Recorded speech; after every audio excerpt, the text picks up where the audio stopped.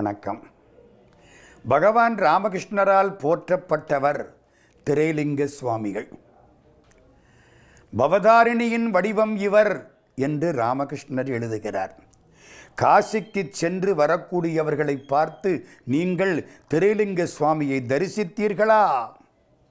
அவர் உடம்புதான் பரமஹம்சருக்குரிய எல்லா அடையாளங்களையும் பெற்றிருக்கிறது அப்படின்னு ராமகிருஷ்ண பரமஹம்சரே சொன்னார்.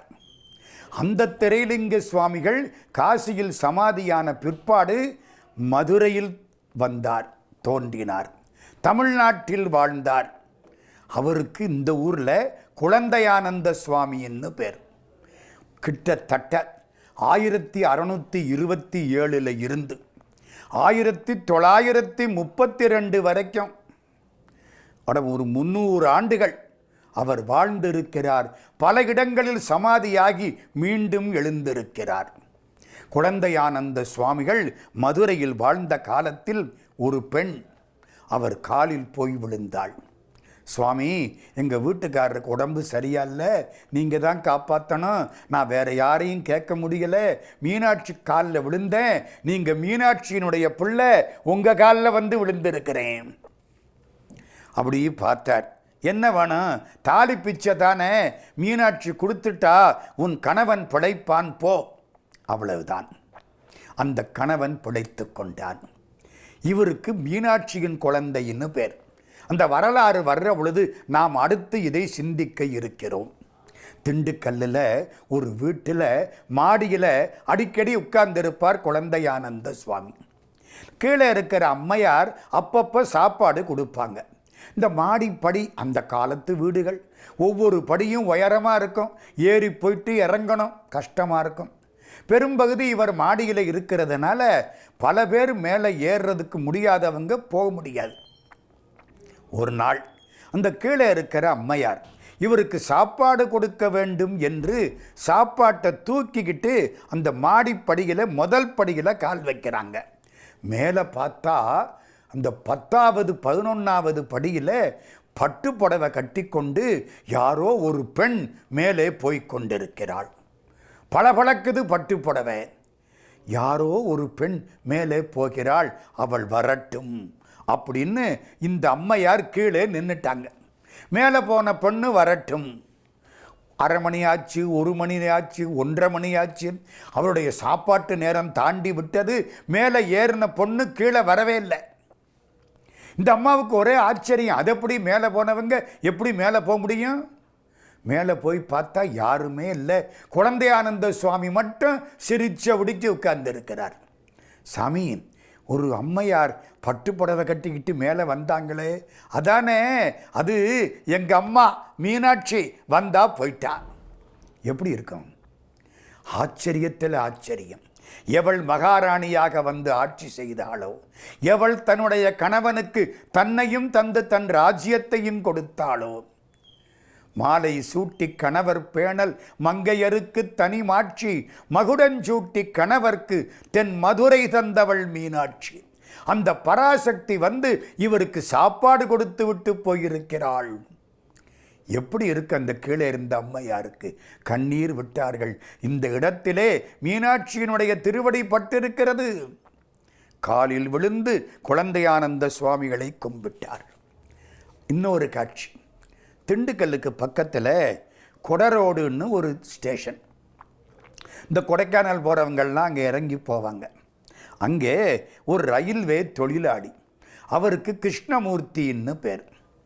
அவருடைய பையன் ஒரு முறை விளையாடுற பொழுது மேலே இருந்து கீழே விழுந்தான், அடிபட்டுட்டான், இறந்து போயிட்டான்.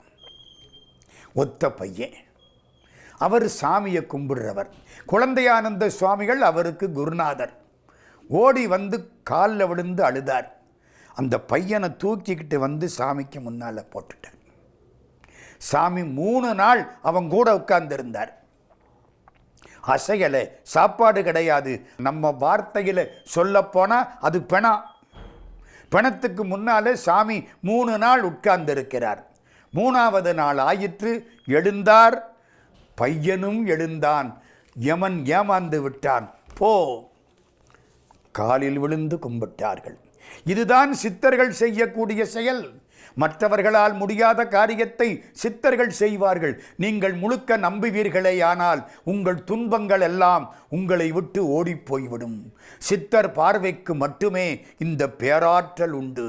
முருகப்பெருமானுடைய பார்வையை பற்றி பேச வந்த ஒரு பெரியவர் பாடுகிறார், சித்தர்களுடைய பார்வை அத்தனையும் சேர்ந்தது முருகனுடைய பார்வை என்று பேசுகிறார். தரணிதனில் 60 கோடி தீர்த்தம் உன் சரவணத்துள்ளடக்கம், சாற்றுமோர் 7 கோடி மந்திரங்களும் உனது சடாட்சரத்துள்ளடக்கம், விரதமிகு 9 கோடி சித்தர்களும் உனது சுப வீட்சணந்தனில் அடக்கம். 9 கோடி சித்தர்களுடைய பார்வை உன்னுடைய பார்வையினால் வந்தது. அவர்களுடைய ஆற்றல் முழுக்க முருகப்பெருமானே உன் பார்வைக்குள் அடக்கம்.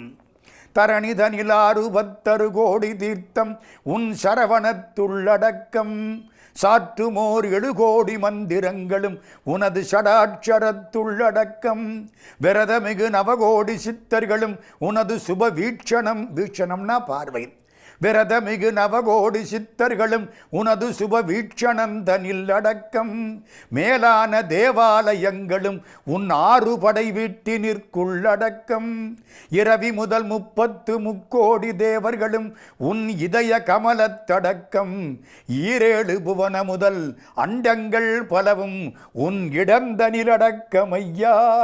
வரிசி மிகு பக்த ஜன பரிபாலனா மோகவள்ளி குஞ்சரி மணாளா, வனசமலரையன் மதனை அருள் சரசகோபாலன் மருகா சரவண முருகனே. முருகனை பற்றி உருகி உருகி ஒரு புண்ணியவான் பாடின பாட்டு இந்த பாட்டு. முருகனுடைய பார்வை எப்படியோ சித்தர்கள் பார்வை எப்படி. பழனி ஆண்டவனுக்கு சித்தன்னு பேரு, பழனிக்கு சித்தன் வாழ்வுன்னு பேரு. குழந்தையானந்த சுவாமிகளும் மீனாட்சிக்கு குழந்தை. அதனாலே அந்த பார்வை பட்டது, இறந்த பிள்ளை எழுந்தது. திருநெல்வேலி கந்தசாமி பிள்ளைன்னு ஒருத்தர், அவருக்கு குழந்தை கிடையாது. கணவனும் மனைவியும் குழந்தையானந்த சுவாமிகள் காலில் வந்து விழுந்தார்கள். சாமி 45 நாள் பூஜை பண்ணணும்னார். ஒரு மண்டலம் 45 நாள் பூஜை நடக்குது. அந்த காலத்தில் 2000 ரூபாய் செலவு. கிட்டத்தட்ட 100 வருஷத்துக்கு முன்னால 2000 ரூபாய் செலவு. 8 பவுன் தங்க வளையல் போட்டிருந்துச்சு அந்த அம்மா கையில். ஒவ்வொரு வளையலும் 1 பவுன், 4 ஜோடி 8 பவுன் வளையல், 8 வளையல் போட்டுக்கிட்டு உட்கார்ந்துருக்கு. சாமி அந்த வேள்வியை பண்ணிக்கிட்டே இருக்கார். 45 நாள் ஒரு பூஜை பண்ணிக்கிட்டு இருக்கார். ஒரு யாகம் மாதிரி. அந்த அம்மாவை அப்படியே பார்த்தார். இந்த வளையலை எங்கள் அம்மாவுக்கு தா.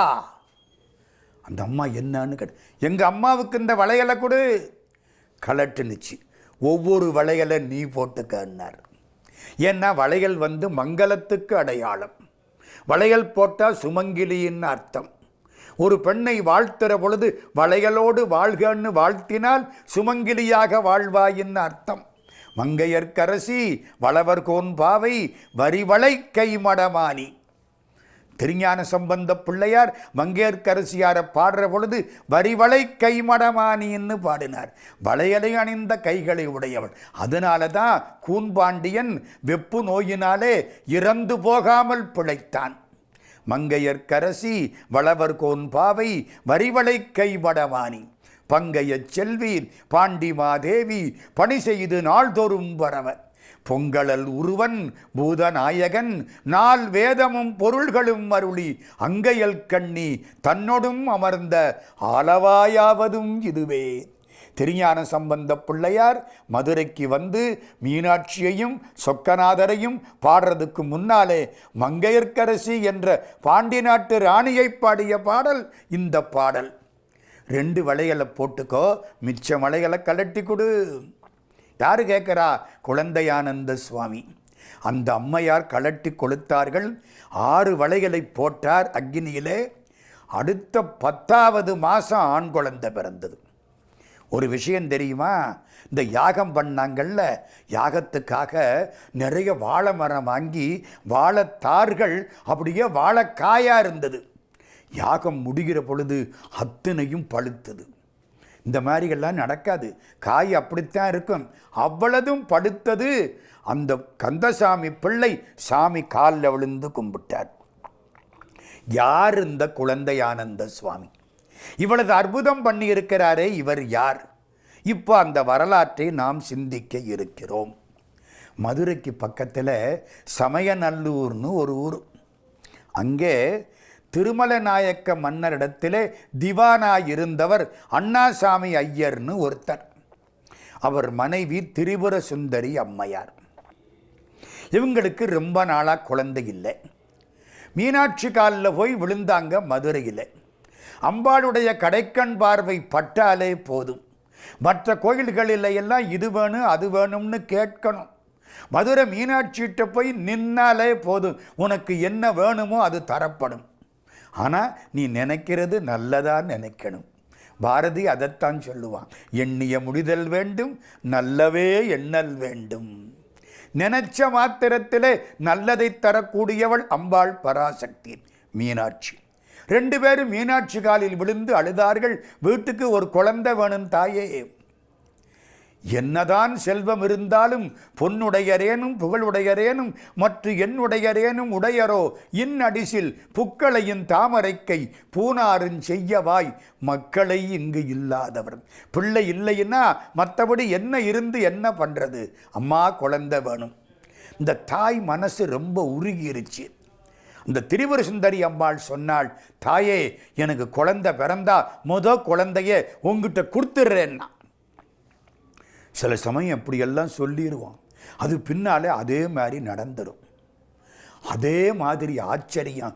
சொன்ன உடனே 1627 பிரபவ வருஷம் சித்திர மாதம் 7ஆம் தேதி வெள்ளிக்கிழமை அன்னைக்கு பூச நட்சத்திரம் ரெட்டை பிள்ளை பிறந்தது. ராமனும் லக்ஷ்மணனும். கேட்டது 1, கிடைச்சது 2. அதுதான் கடவுள் கிருபை.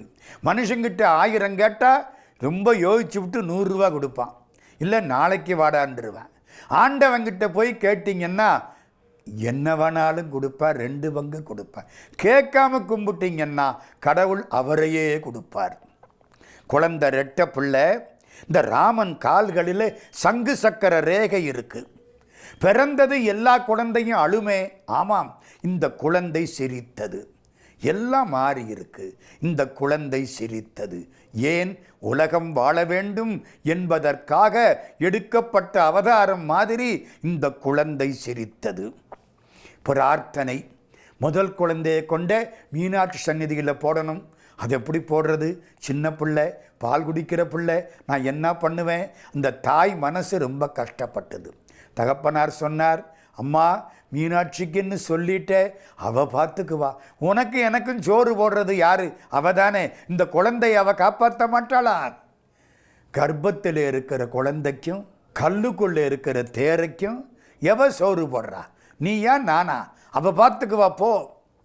குழந்தைய கொண்டு போய் மீனாட்சி அம்மன் சந்நிதியில் மூத்த பிள்ளைய விட்டுட்டாங்க. கோயிலில் இருக்கிற அர்ச்சகர்கள் வளர்க்கிறார்கள். இந்த குழந்தை கோயிலுக்கு வந்து மீனாட்சிக்கு முன்னால் நிற்கும். அப்படியே சிரிச்சபடிக்கு நிற்கும். மீனாட்சியினுடைய அணிகலன்களை ஒன்றொன்னா தொட்டு பார்க்கும். ரொம்ப ஆச்சரியம். கோயிலில் உள்ள அதிகாரிகள் இந்த குழந்தையை இங்கே வச்சுக்கப்படாதுன்னாங்க. இது மீனாட்சியின் குழந்தை, இங்கே தான் இருக்கும் அர்ச்சகர். அப்படியா? அப்படின்னா ஒன்று என்ன, பொற்றாமரையில் போய் இந்த குழந்தைய நீந்த சொல்லு. அப்போ பொற்றாமரையில் தண்ணி நிறைய இருந்த காலம். இப்போ ரொம்ப குறைவாக இருக்கிறது. ஒரு பொன் தாமரை மிதக்க விடப்பட்டிருக்கிறது. இந்த குழந்தை சிரிச்ச உடுக்கி போனது, மல்லாக்கப்படுத்தி நீந்த ஆரம்பிச்சுது. அதிகாரிக்கு பயந்து போச்சு. குழந்தையை கொண்டு வந்து திரும்ப படுக்க வச்சுட்டாங்க. மீனாட்சியினுடைய சன்னிதானத்தில் இந்த குழந்தை வளர்ந்து வந்தது. பின்னாலே பாபா சுவாமிகள்னு ஒருத்தர் வந்தார். அவர் இந்த குழந்தைக்கு ஞான உபதேசம் பண்ணினார். இந்த குழந்தை தான் குழந்தை ஆனந்த சுவாமிகள் என்ற பெயரோடு மீனாட்சியின் குழந்தையாக வளர்ந்து வந்தது. 1643 இந்த குழந்தைக்கு 16 வருஷம். இவங்க அப்பா இறந்து போயிட்டார். அம்மா உடன்கட்டை ஏறிவிட்டாள். இந்த குழந்தை காசிக்கு போனது.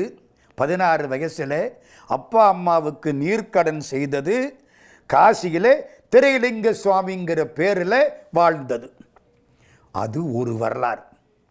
ரொம்ப நாளைக்கு அப்புறம் 150 ஆண்டுகள் திரைலிங்க சுவாமிகளாக வாழ்ந்துவிட்டு அதுக்கப்புறம் தமிழ்நாட்டுக்கு வந்திருக்கு. நிறைய செய்திகள் நமக்கு இந்த வரலாறுகள் 250-300 வருஷத்து வரலாறு. இதுக்கெல்லாம் சரித்திர சான்றுகள் நிறைய இருக்கின்றன. எழுதி வைத்த ஏடுகளிலே இருந்து பல செய்திகளை நாம் தெரிந்து கொள்கிறோம். திரைலிங்க சுவாமிகள் சமாதியான பின்னாலே எழுந்தாராம் காசியில். எழுந்து ஒரு பெட்டிக்குள் வைத்து என்னை கங்கையில் தள்ளிவிடுங்கள். அதே மாதிரி கங்கையில் தள்ளிவிட அந்த பெட்டி மதுரை பக்கத்திலே வந்து ஏதோ ஒரு ஆற்றிலே வந்து கரை சேர சுவாமி எழுந்து வந்தார் என்று வரலாறு.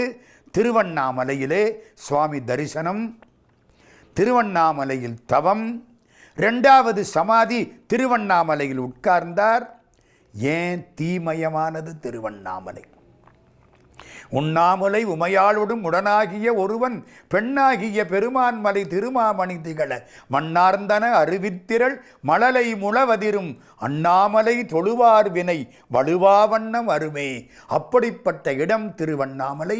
சுவாமி திருவண்ணாமலையில் வாழ்ந்தார். சித்தர்களை எல்லாம் இழுக்கக்கூடிய இடம் திருவண்ணாமலை. எங்கே பிறந்தாலும் சரி, காந்தம் இரும்பை இழுப்பது போலே சித்தர்களை இழுக்கக்கூடிய இடம் திருவண்ணாமலை. காசிக்கு பக்கத்திலே பிறந்த யோகிராம் சுரத்குமாரை இழுத்த இடம் திருவண்ணாமலை. மதுரையிலே இருந்து பகவான் ரமணரை இழுத்த இடம் திருவண்ணாமலை. சேஷாத்திரி சுவாமிகளை காஞ்சிபுரத்திலே இருந்து இழுத்த இடம் திருவண்ணாமலை. ஈசான்ய ஞான தேசிகரை வடநாட்டிலே இருந்து இழுத்த இடம் திருவண்ணாமலை. அந்த திருவண்ணாமலையிலே வாழ்ந்தார். அங்கே சமாதியானார். அது 2வது சமாதி. அந்த சமாதியிலே இருந்து திரும்ப எழுந்து விட்டார். கட்டையா குட்டையா இருப்பார். 4 அடிக்கும் குறைச்சல் உயரம், வாயிலே எச்சில் வடியும். இதுதான் குழந்தையானந்த சுவாமியை நாம் கண்ட தோற்றம். இந்த மதுரையிலே வாழ்ந்த பொழுதெல்லாம் சாமி இப்படித்தான் இருந்திருக்கார். அப்போவே அவருக்கு கணக்கு போட்டு பார்த்தா கிட்டத்தட்ட 180 வயசுக்கு மேலே ஆயிருக்கும். ஆனால் அவரை பார்த்தா குழந்தையா இருப்பார். தென்காசிக்கு போனார். கதிர்வேலனுங்கிற ஒரு சீடன் அவனோடு கொஞ்ச காலம் வாழ்ந்தார். அவனோடு சமாதியானார். சில மணி நேரங்களில் அதிலிருந்து எழுந்தார், புறப்பட்டார். அதுக்கப்புறம்தான் மதுரை பக்கம் வந்தார். ஆக 3 சமாதி ஆகிப்போச்சு சாமிக்கு. காசியில் 1, திருவண்ணாமலையில் 2, தென்காசியில் 3. அதுக்கப்புறம்தான் மதுரைக்கு வந்தார். மதுரையில் எல்லாரோடும் வாழ்ந்தார். சாமி கனமாக இருப்பார். தூக்க நினைச்சா தூக்க முடியாது. காலில் விழுந்து கும்பிட்டா லேசாகிடுவார். கையில் சில மூலிகை வச்சிருப்பார். சுருளி மலையிலே ஒரு கொடி இருக்கிறது. அந்த கொடியிலே ஒரு பால் வரும். அந்த பாலை உண்டால் 200 ஆண்டுகள் வாழலாம் சாமி சொல்றார். நமக்கு சுருளி மலையிலே அது எங்கே இருக்குன்னு நமக்கு தெரியல. சாப்பாடு எப்படி தெரியுமில்ல குழந்தைக்கு? இட்லியே பாலில் ஊற வச்சு ஊட்டுவாங்களாம், கொஞ்சம் கொஞ்சமாக சாப்பிடுவாராம். அதனால தான் அவருக்கு குழந்தையானந்த சுவாமின்னு பேர். வத்தலக்குண்டுக்கு போகிறார், சித்தாலங்குடிக்கு போகிறார், திண்டுக்கல்லுக்கு வருகிறார். குங்குமத்தை எடுப்பாராம், அப்படி தெளிப்பாராம். தெளிச்சா என்ன ஆகும்? ஸ்ரீ சக்கரமாக மாறிடுமா. கல்லுனாலே ஒரு ஸ்ரீ சக்கரம் தயாரித்தார். அந்த ஸ்ரீ சக்கரம் மதுரையிலே இன்றைக்கும் இருக்கிறது. கடைசி காட்சி 1932. சாமிக்கு வயசு 300 வயசுக்கு மேலே இருக்கணும். ஏன்னா எல்லாத்தையும் சேர்த்தா 4 அவதாரத்தையும் சேர்த்தா. நவராத்திரி நடந்துகிட்டு இருக்கு. சாமி பெரும்பகுதி குளிக்க மாட்டார். அன்னைக்கு 8வது நாள் எல்லாரும் வந்தார்கள். சாமி இன்னைக்கு சாமிக்கு அபிஷேகம் பண்ணலாமா? எல்லாம் நாளானைக்குத்தான். நாளானைக்குன்னா ஒரு நாள் விட்டு அடுத்த நாள், எல்லாம் நாளானைக்குத்தான். எல்லாம்னார். எல்லாம்னா என்னன்னு மக்களுக்கு புரியலை. சரின்ட்டாங்க. 8ஆம் நாள் ஆச்சா. 9ஆம் நாள் ராத்திரி 10 மணிக்கு சாமி சமாதியில் உட்கார்ந்துட்டார். 10ஆம் நாள் காலையில் அபிஷேகம் செய்தார்கள். மதுரையிலே அரசரடியிலே அந்த சுவாமிகள் ஜீவ சமாதியில் ஆழ்ந்து விட்டார். அதுதான் கடைசியாக பண்ணின அபிஷேகம். நவராத்திரி கழித்து 10ஆவது நாள், நவராத்திரி 9 நாள், 10ஆம் நாள் அபிஷேகம். மதுரை அரசரடியில் சுவாமிகள் இன்றைக்கும் காட்சி கொடுக்கிறார். பலருக்கும் அதுக்கப்புறம் காட்சி கொடுத்து கொண்டிருக்கிறார். குழந்தையானந்த சுவாமிகள் சித்தாலங்குடி, வத்தலக்குண்டு, மதுரை, தென்காசி, திருவண்ணாமலை, காசி ஆகிய பகுதிகளில் இன்றைக்கும் அருள்மழை பொழிந்து கொண்டே இருக்கிறார். சித்தர்களுடைய வரிசையில் சிறப்பான இடத்தை பெற்றிருப்பவர் குழந்தையானந்த சுவாமிகள்.